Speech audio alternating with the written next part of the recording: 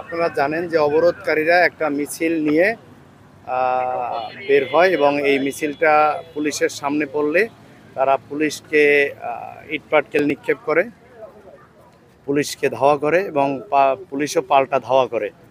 তো তৎপরিপ্রেক্ষিতে পুলিশের কয়েকজন সদস্য আহত হয় এবং পুলিশও ওই ঘটনাস্থল থেকে ৩২ জনকে আটক করতে সক্ষম হয়েছে এবং আমরা ওখানে তাদের ব্যবহৃত কিছু ককটেলও উদ্ধার করেছি।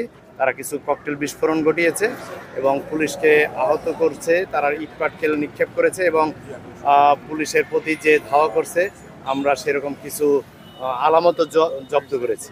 হ্যাঁ, সকল পরিস্থিতি আমাদের নিয়ন্ত্রণে আছে, আমরা অ্যালার্ট অবস্থায় আছি। আমরা আশা করি এই শান্তিপূর্ণ অবস্থা বজায় থাকবে। আমাদের ওই পাশে আছে, এই পাশে আছে, আমরা এপিসি নিয়ে আছি, তারা আসবে, আমরা ফাইট করবো।